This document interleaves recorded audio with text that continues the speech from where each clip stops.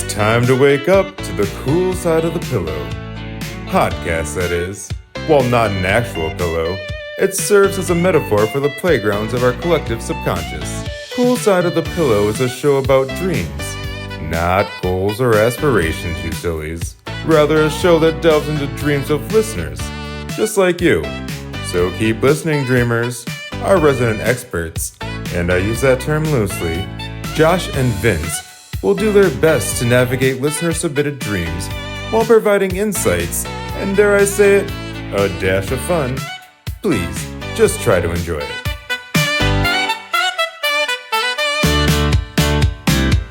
On today's episode, Vince and Josh prepare for the end by taking a trip down memory lane. Plus, we hear from one listener about an impromptu improv performance and another dreamer who finds their Breaking Bad moment while shopping for glass. All that and more today on Cool Side of the Pillow.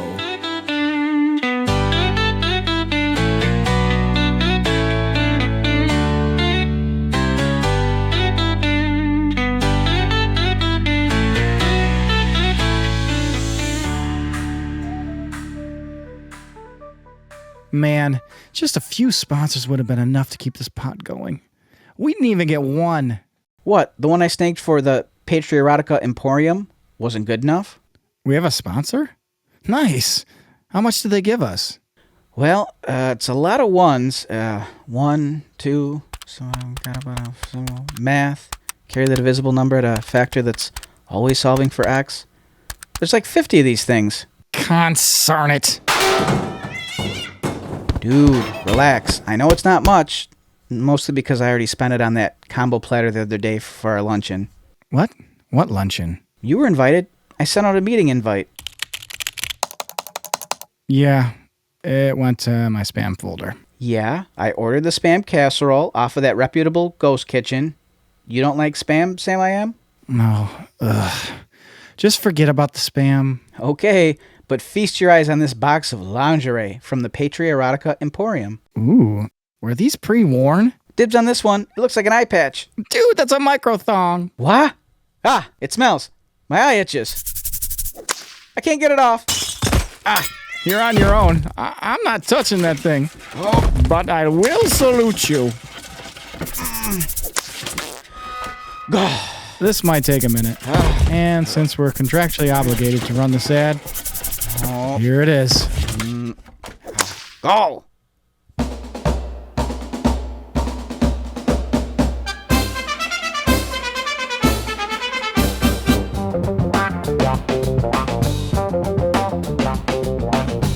Oh, hello. You caught me using these awesome sex toys at our shop, the Patriotica Emporium. Who am I, you might ask? Though I wish you wouldn't. Rocco. No last name needed, so stop asking already. You got your Cher, your Madonna Nana Noni, Prince, Sting, Beyonce. All of them don't need no stinking last names. It's so much easier this way to avoid my taxes. Oops, that's not why I'm here. I'm here to talk about eroticism in America, aka patrioticism. Talk about fireworks with our state-of-the-art new and used vibrator doohickeys. Some will even give you hickeys.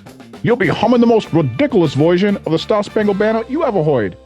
Well, what sets us apart from the competition, you might ask? Yeah, what does set you apart? Pipe down, Dominic. Why you sound so freaking weird? Sorry, boss. Damn it, Dominic. I'm not your boss, remember? We're acting. You're a customer. We'll fix this in editing. Oh, we can't afford editing? Let it roll then. I don't give a shit. Sorry, not my boss. Boy. Anyways, what sets us apart is our butt cheeks. Just kidding, you poivoids. That's just a little porno humor. Our knowledgeable staff of exploits know all the latest pervy trends, fashions, and kinks. That sounds pretty hot. Stranger who doesn't pay my weekly salary. Now you're getting it, Junior. We have all the accessories, like oils, lubes, blow-up companions, sex dye, buy one, get one, half-off chaps. They're basically just underpants. And just to remind you, they're all decorated with Uncle Sam's seal of approval. So not only were you born in the USA, but you can stay horny in the USA. So bring the 4th of July fireworks and a spicy grilled sausage to the boudoir every night. We're located between the Exotic Blade Store and Duffel Daggers. Hey, not boss. The VCR is jamming up again. That's the most unfortunate thing I ever heard. I'm going out back for a smoke.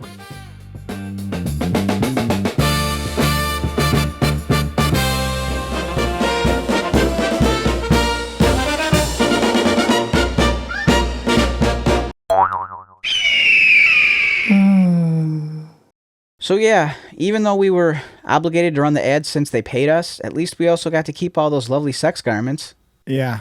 So fun to lay in clothes where someone else got laid. Please burn this box out back. Sure. But first, may I show you some of the charts and graphs I concocted that relate to our projected gains. Earnings for those of you who are dim-dims. For this fiscal and likely final quarter. Vince, those are drawings of boobies. Vikings with boobies. Vikings without boobies. Boobies with Vikings hanging on for dear life. And a bunch of concentric circles. Ah, yes. You've given me a lot to think about.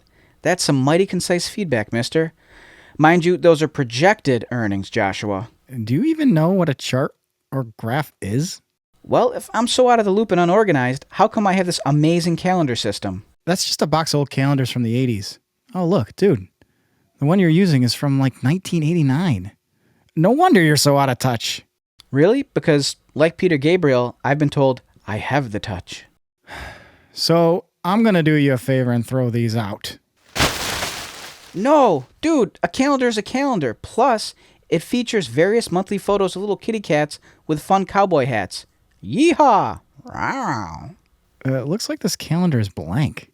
All of my pertinent engagements are kept in the old noggin. Looking at the date helps me access that memory. I've evolved. Yeah, clearly. Okay, sorry. Guess I'm still in shock. It just sucks that the podcast is probably donezo. What really sucks is that no one's going to see how svelte and tight you're looking. You know, when we go to the award show and the red carpet, since, you know, you got your Meepos diet. It's also a program. How many times? Just saying, you're looking a lot healthier since you stopped eating so much junk. Speaking of junk, here's a random old recording that says, marked for deletion. We should just listen to a few of these and see if maybe there's any gems. Ugh. Okay, let's do a clip show for our penultimate show. Because our final one is going to be a tearjerker. Let's rewind the old tapes and, you know, get to listening.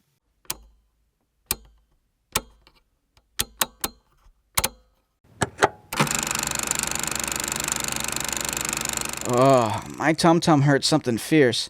I ate too much Halloween candy. Ooh, it sounds like this one's from a random Halloween. From the sound of it, this was, you know, back in 2013. What? How could you possibly know the year? I'm good like that. At least we know it's Halloween for sure. Let's roll the tape again. Oh, I always do this to myself on Christmas Eve. I have to liquidate my candy stock as I liquidate some tummy rot to make room in my stocking. For candy? Sure. You really forage and store your food source with the energy like that of a candy squirrel. Candy squirrel, you are my world. I store my treats, so fun to eat. Little cute, little squirrel. I'm going to call you Little Bobbit. No, Timothy. I like the sound of that. I don't know about that one. I feel like it's going to bite us in the arse somewhere down the road. Well, that was what it was. Hot Mess Express, as usual. Oh, I hate squirrels. Let's just get to the dream.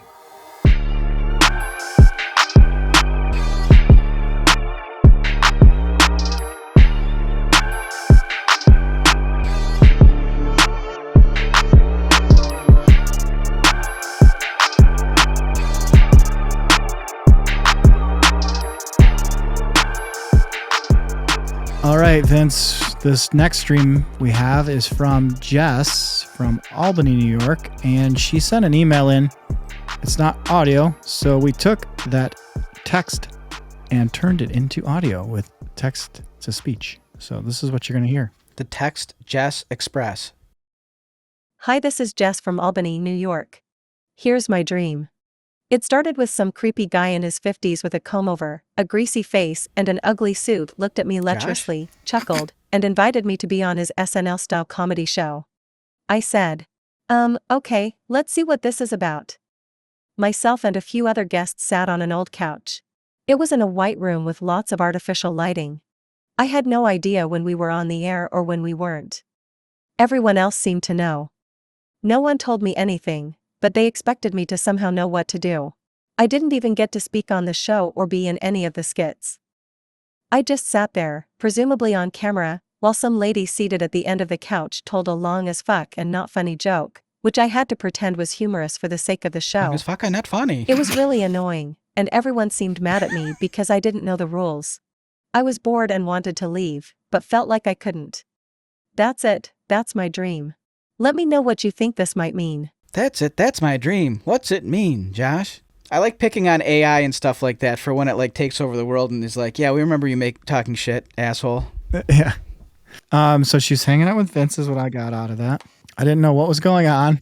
It was really annoying and everyone seemed mad at me because I didn't know the rules. I was bored and wanted to leave, but I felt like I couldn't. I mean, it's almost like she grabbed my words out of my mouth right after hanging out or during hanging out with Vince. Oh, you. No, I'm just kidding. You know what it kind of felt like to me? Almost like a Truman Show. Ooh. Like she Truman was being Capote. groomed to maybe not be, yeah, Truman Capote show. No, like Truman Show where like she was being groomed to be an extra because she really wasn't participating in any of the action or anything that was going on. But you got to think, you're going to need people in the background making it look convincing. So, why not have someone mowing their lawn? You're going to play the part of guy mowing lawn. Yeah, you know what's funny? It reminds me of something I think we talked about years ago. I think a fun TV show would be just like a studio audience. Like the cast is like a revolt. They go to like all the tapings of shows, and that's like they're the focus. Even though normally it's the focus is on the actors and the crew and that kind of thing, but it's the focus is on the studio audience. They're the main characters. Kind of like, remember that show Extras? Ricky Gervais? Yeah, so good. They were like just the lives of extras. But they were background extras. Yeah. So I'm saying though it's the studio audience. That just reminded me of that. Like the studio audience is is the main focus of the show. They go to all the I was over at the taping for Price is Right this week. Oh yeah, this crazy thing happened. Oh yeah, Wheel of Fortune. I was on the sitcom. So yeah, I don't know. So you think maybe it's just her being background? Yeah, just being prepped for. Yeah, I don't know. Like she wasn't really participating, but like she was still told to act a certain way and like abide by certain rules and things. So maybe it's just almost like a metaphor for like being trained for life. Like sometimes you just got to be there. You got to go through the motions of it, or you might not be the focal point or whatever, but we all kind of play our part. And even if it seems insignificant, it's still important. And I just thought it was cool, the touch of like, it's an old couch, which, immediately kind of puts you at unease for whatever reason. When I think of like just an old couch, I just think of like this cold, stained, ratty couch. And then it's a white room, which is like kind of like this big, clean, almost clean slate. And then like the fake lighting and everything.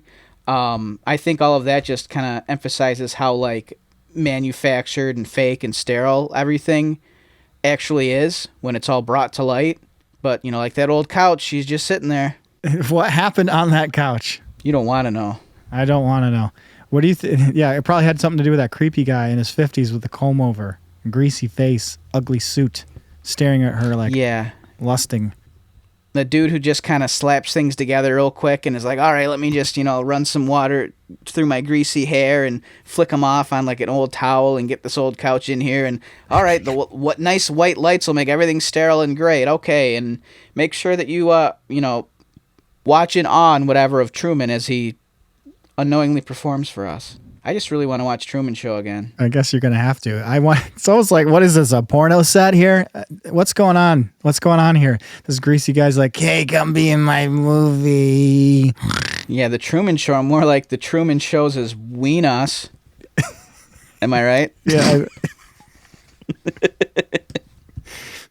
I mean, I got to tell you, Jess, I'm not trying to judge you, but when a creepy guy with a comb over his 50s, an ugly suit says, come be in my movie show, come be part of this, maybe the choice should have been, I'm good, I'm not going to do that. Yeah, like if I were your papa, I'd be like, I don't like your choices. That doesn't sound like a good choice. But it's weird though, because a lot of times in my dreams, I will do things that otherwise I wouldn't have made that choice. It's like, why would I jump into that spaceship and think I could like drive it around? I can't do that. Why in my dream did I have the hubris to think I could do so? So you're playing by a different set of rules a lot of times in your dream. So yeah, that's true. Maybe she was just like, yeah, it's just a harmless old guy with a comb over. Whereas in real life, for some reason, that kind of creeps me out and makes me feel uneasy. What's the dark backwards? He's all wet and greasy. It's really grossing me out. But I'll be in his movie. Sure thing. I'm ready for my close-up. Yeah, it kind of sounds like my doctor's office. Just this old guy, greasy hair, like, all right, sit on this old couch. And then I'm just kind of in the background until I'm called upon. And then I got to turn my head and cough and slaps my butt cheeks together, and the normal things that you go through in a physical. It's not a doctor, Vince. Oh well, it's still a fun time. Yeah. I guess it's. I feel like Jess was open to trying things maybe she shouldn't, but then she was clearly like also mad at herself like instantly, like she had no data on what's going on. No one's telling her. But they were like, you need to know what's going on. You should know what's going on, even though like picked her off the street. But then she gets in there and then she didn't have to do anything.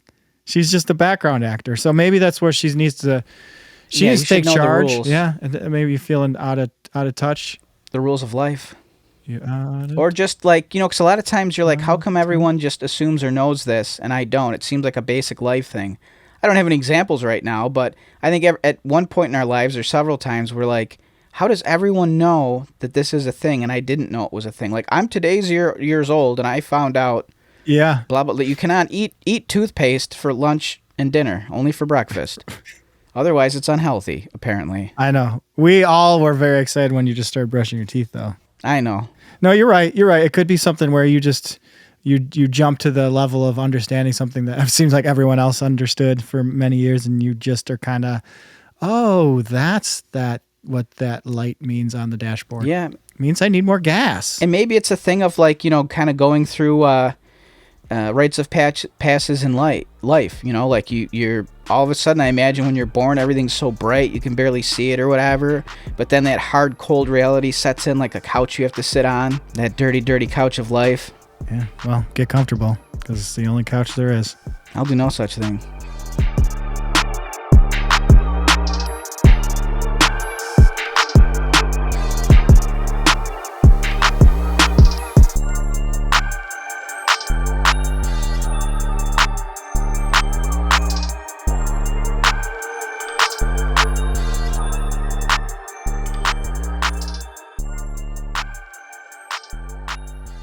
Let's see what other tapes we can find. Oh, lots of dust. That's why they call me Dusty. I used to be Vince the Dust Prince. You were Dusty royalty? No, I did forensics. Oh, look at this. This one says, Yahoo Buckaroo. Vince has gone country. Gross. What was I thinking?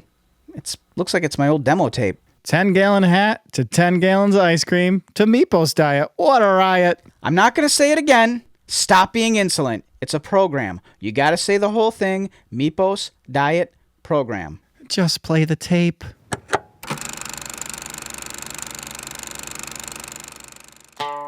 Well, Elton, I'ma tell you about something real exciting.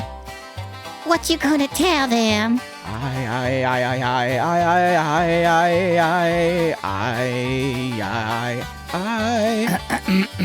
Ahem, y'all. Oh, sorry. I had an idea. What's that idea, Sugar Wooga Bear? Well, Elton, I plumb forgot. Oof. Does oof mean you like it or you love it? Look at this one.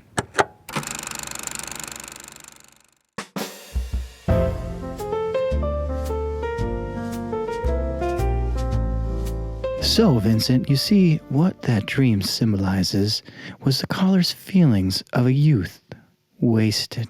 Ah, very astute and succinct, my dearest of Joshuas. Yes.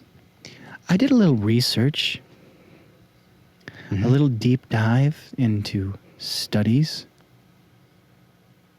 What are those? that indicated findings that pertained to data-driven points. Youch. And what was it that you uncovered exactly? Well, I'm glad you asked, but it will have to wait for our next episode because we're out of time. Ta-ta, everyone. Tune in next time and dream a little dream for me.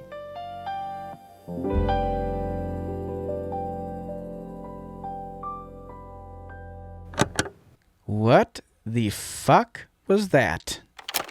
Well, I can't find the audio from before or after that bit. I don't like that bit one bit. It was a half bit by two nitwits. Let's see what else we have. Exclusive! Grab that pillow tight because it's the KRZY Crazy 98.5, 98.4 Cool Dream Hour with two boys on the side. Your hosts, Dr. Vinny Dream MD and Josh, the Slumber King.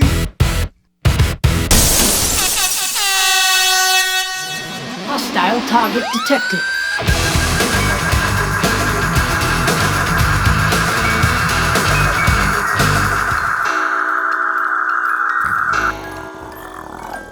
Hey, all you rad dreamers and every in-betweeners, get ready to prepare yourself for today's dream analysis.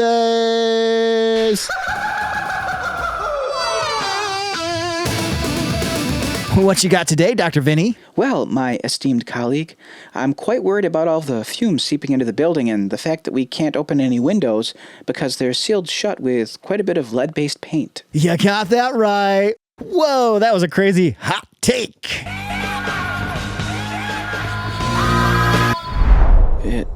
No, but seriously, I think our brain cell counts are in steep decline. I feel that we are growing dumber by the moment. Nice.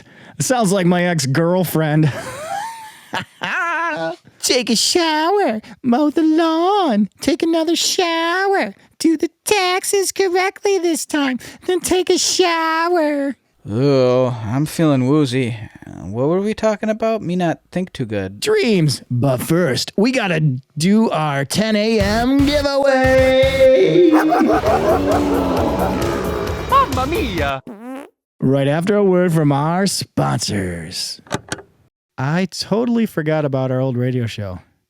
Must have been all the fumes. Sure does explain a lot about you. Oh, that's sweet. Thanks, buddy. No, I'm legitimately concerned for your brain. Huh? What's that? Time to feed the studio cats. Who wants Din Din from Daddy Vin Vin? Ugh, let's just get to the next dream. Oh, but you a healthy little chunk. Little sweetie weedy beady potato pie. Couldn't forget about you, Wiggles, you little poke chop. Poor Dada's little bubba bobies.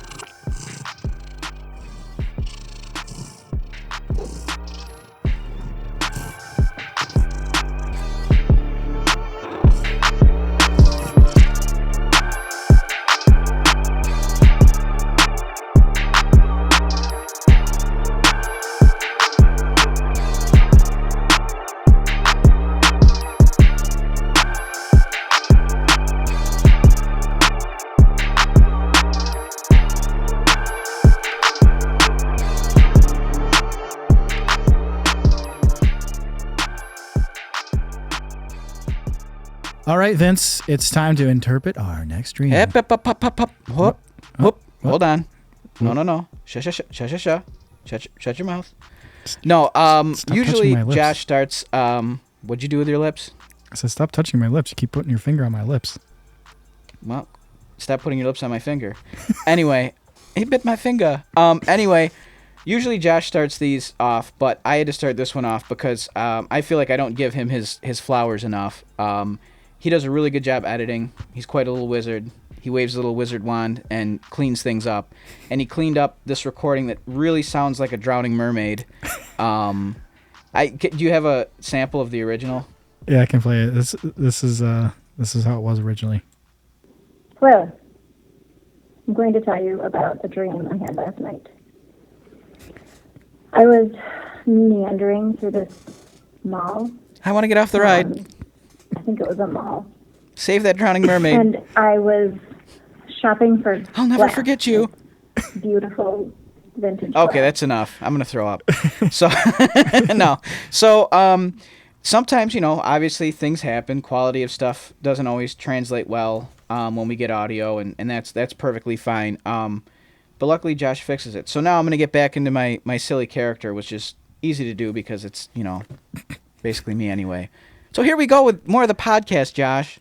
All right, this next one is from Nicole from Rochester, New York. And Nicole's still a mermaid. She's just not drowning anymore. So, I mean, no matter what, you're a mermaid. That's cool. So is a Rochester like raw Cheetos, like Chester Cheeto? It's Rochester. Is that what I'm understanding? Okay. Well, I'm going to tell you about the dream I had last night. I was meandering through this mall. I think it was a mall. And I was Which is it? It was a mall. shopping for glass, like beautiful vintage glass. And I mean, it was like a kid in a candy shop. There's so much broken glass in our Just break room. so many rows and rows of beautiful glass everywhere. And there were like very specific unicorn pieces that I had been dreaming of for a long time that I found reasonably priced and was just, racking up all of the things that I wanted to purchase. But it was not like, I wasn't picking them up and bringing them to the counter or putting them in my cart or anything like that. I was just sort of notating which ones I wanted. And somehow it was understood that those would just be waiting for me when I was ready to pay, when I was done looking at everything. So I'm going through and I'm racking up quite an arsenal of glass here. And I was like, okay, pause that order. And I'm going to go into another store. For some reason, I was able to store hop and it was just understood and I was going to pay. And I got through each store and I had my list of things that I was going to buy. And when it came time to do so, they're like, okay, mall closed. We got to get out. See ya. And I'm like, no, I have all of these things that I need that I'm going to get. And they're mine. I said so. And I have to buy them now. And suddenly it was like a high-speed car chase through the parking lot. Quickly. And I was driving and I was trying to get back to my glass. The Glass and the Furious. I just remember making the decision that I was lawless now. Who's I'm Wallace? going to do whatever Lawless. it takes to get this glass Lucy. because it was my my right as deserved. I deserved it. I needed it, and it was mine. Damn I was going straight. to do whatever it took to get it. And I just remember thinking to myself, "This is it. This is where everything turns. This is my Breaking Bad moment where I'm making the decision to go ahead and go ahead. I went ahead and went to the dark side, basically. Ariel is Breaking for Bad. vintage glass, and that is just so hella accurate to who I am as a person. Oh, you. And I think, if I may, No. I think that tells me that I should probably rob a bank or something. Do it. Rob a bank. Rob a bank. Rob that bank. Yeah, rob that bank. You can slap the guns out of their hands with that mermaid tail. Is it a tail or is it a fin? Your mermaid fin. Yeah. Hell has no fury like a woman's passion for glass. Right? I mean, holy. Who's into glass this month? I was going to say we have so much broken glass in the break room. Whenever we, get frustrated, So, I mean, there's so much that you could come on down to our glass warehouse. We make all kinds of things. A reclaimed lamp. Just take what you want. Yeah. I have a question before we interpret this, though. Was the glass unicorn shaped or unicorn rare. Oh. She said all this unicorn glass. I'm hoping it was like little pieces of unicorn shaped glass that she had to put back together. I don't even know. It's just the fact that it's like these little unicorn glass pieces, or their unicorn is in the rare status. I don't know. Well, let's talk about both. So in the rare, in like if she's using it as a way of like saying it's rare, a euphemism for rare or whatever, then yeah. Yeah, I mean, I think we all know that feeling when, you know, there's something that we gotta have and we're like, oh wow, like when you get so connected to something, that's when you start to get into the obscure things with that. You want to know more about the behind the scenes or more about rare pieces of something. So once you're able to stumble upon something like that, it's a great feeling, but then it becomes, I must have this. No one else is going to understand it the way I do. So it's more than just collecting. It's obsession. But it's also kind of an expression of yourself and of your taste. And it's like, surely if I have this thing, it's emblematic of who I am and a facet of my personality. And true heads will know. They'll know what type of glass this is and how special it is, and et cetera, et cetera. You catch that rare fish like The Simpsons. Who's going to be impressed? Those guys down at the convenience store? But I mean, I think we all do this in our heads, or maybe it's just me. But like, you know, I'll purchase something or like a little toy or figure or collectible, and I've done it to you before. I'll send you a little. I'm like, ooh, look at my little toy I got. Look how cool it is. I put it on me. I hung it on me wall. And you know, I just think it's one of those things where like it's for us, but it's also to like kind of be like, hey, this is me as a person, and like I'm cultivating facets of my personality. It's like almost like a museum of taste in a way. Yeah. You know, because I mean, I feel like it was more of a thing back in our day. But like, you know, when you see someone's book collection or like DVDs or CDs or figures or pictures, you kind of look and you kind of get a sense of who that person is, right? Like, oh, someone likes skiing. Someone's got a sweet tooth. Someone likes to collect, you know, broken glass out of unicorns. But like, these are all things that are like gateways into like learning more about a person. And I think we all want to be seen. We all want to be heard. And sometimes there are things that like go deeper than just like the words we can dole out or whatever. Like sometimes if you see a symbol of something, it'll inspire you. If you see somebody and you're like, oh my God, I love that show too. Or yeah, I got book 3 of that recently and I read it. It's great. Oh yeah. You know, like I remember I was at the grocery store. It's actually the shirt I'm wearing now, which no one can see, but it's a beautiful X-Men shirt. And a dude at the grocery store was just like, yeah, X-Men, hell yeah. Yeah. Explain the shirt so for those who can't physically see it. Oh, it's like an 80s version of the X-Men. It's got Storm, Magneto's in the Colossus. background being a naughty boy. Yeah. Cyclops. It's got Polaris in her old outfit, which is weird. And you got Havoc, who is Cyclops' brother. And they were part of X Factor for a little while. The best version of X Factor that's right. was when it was like multiple man, big guy, Havoc, Polaris. I feel like I'm forgetting somebody. Anyway, way off topic.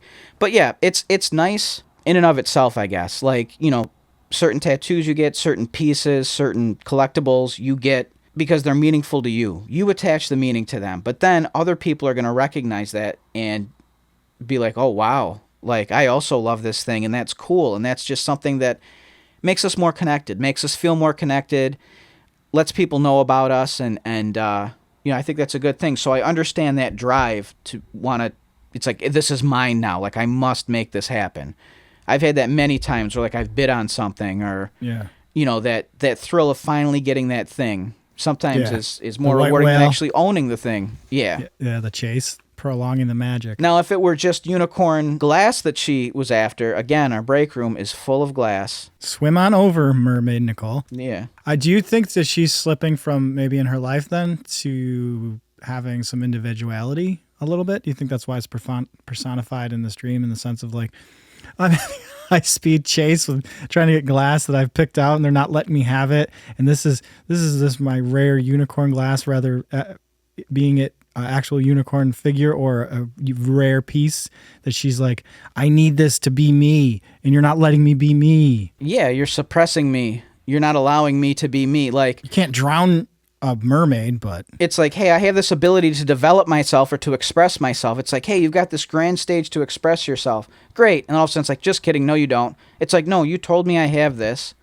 This is my stage. This is me being able to express myself.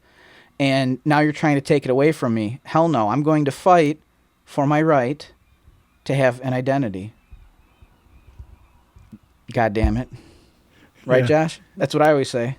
That's what Josh Yeah, always says. almost- Before dinner, he bows his head and says that. And I say intergalactic, planetary, intergalactic. Yes, you do say that, like the good Beastie Boy you are. So, yeah, I guess mermaids can also dream, and that's neat. And sometimes if you clean their dreams up... Mermaids dream of electric sheep. Yep. Philip K. Dickenstein. But yeah, I guess mermaids do dream, and, you know, they dream about Breaking Bad and getting some glass or whatever.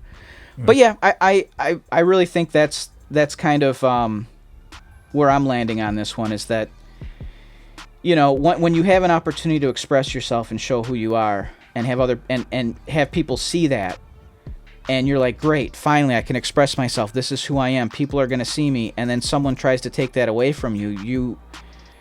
You know, you can either accept it or you can fight. And this here Ariel, she's a fighter.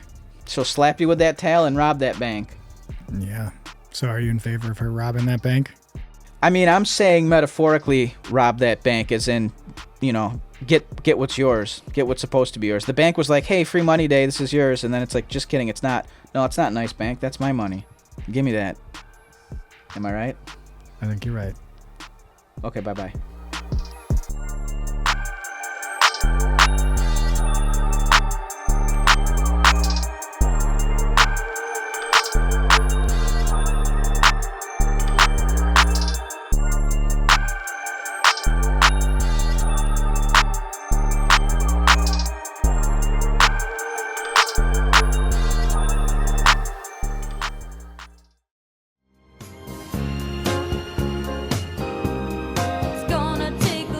Cool side of the pillow.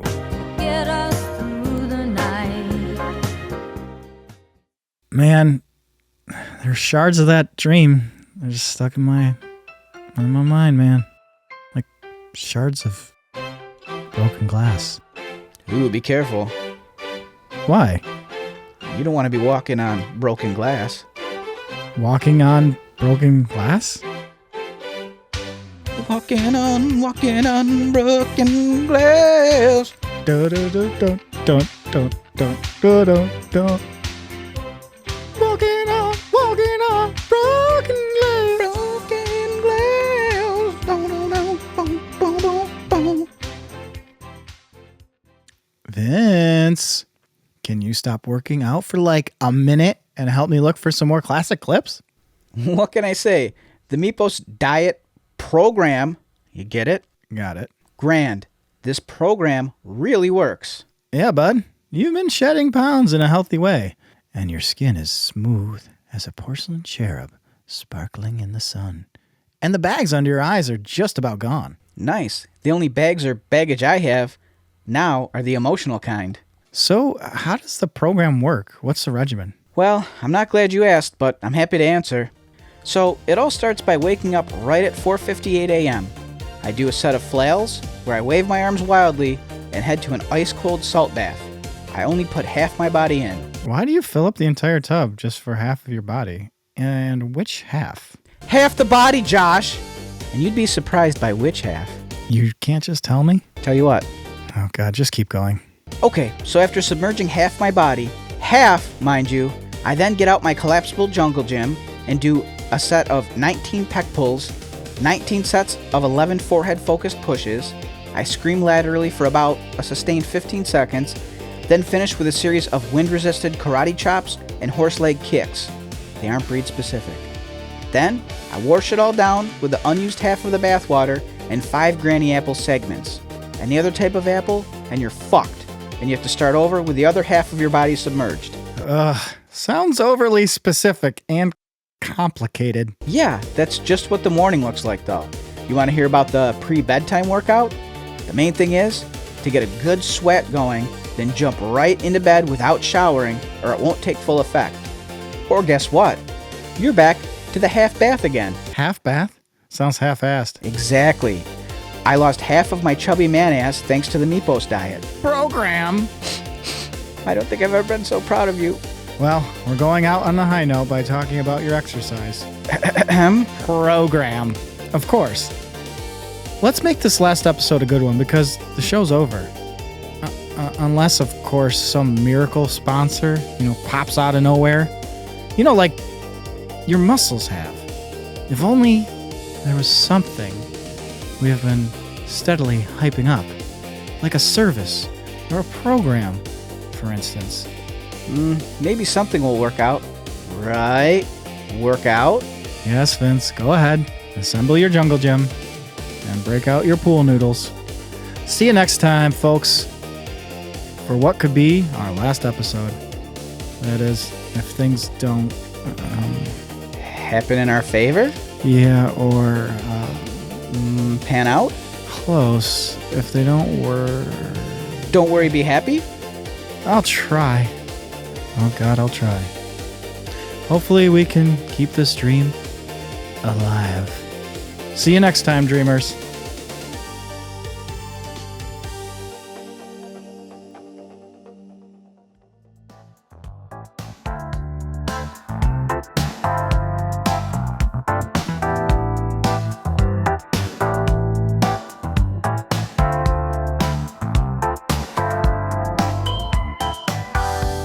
Thanks so much for tuning in to Cool Side of the Pillow Season 4, Episode 6. If you haven't already, be sure to subscribe wherever you get your podcasts so you never miss a dream. Want more? Head over to coolsideofthepillow.com to grab some merch. And more importantly, send us your dreams. That's right, we want to hear your dreams. You can email us at dreams@coolsideofthepillow.com and send us a voice message around 2 to 3 minutes or less, and we just might feature it and give it the full dream interpretation treatment. And don't forget to follow us on Instagram at Cool Side of the Pillow Pod Official for updates, wacky content, and other weird dream stuff. Until next time, sleep tight, dream deep, and stay cool.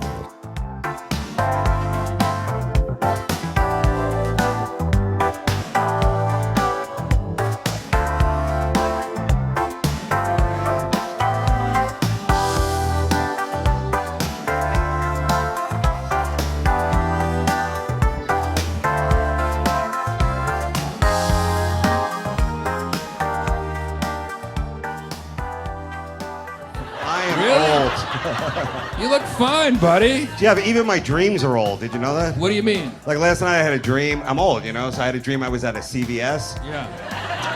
But no. But here's the nightmare of it. I had my Rite Aid award card on me. So yeah. There you go.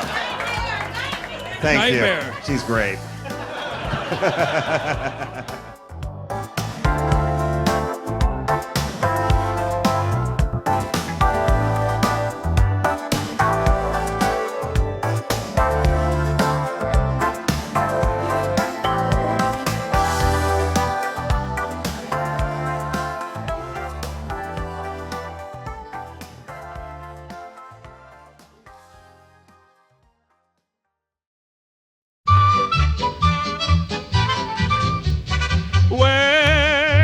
Awake, my dear, come and hear.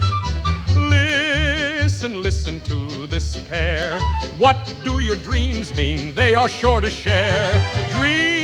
Dreams, they start to billow like the wind blowing the branches of a willow. So curl up tight just like an armadillo and find what your dreams mean here on Cool Side of the Pillow. Cool, oh, it's so cool. Cool side of the pillow.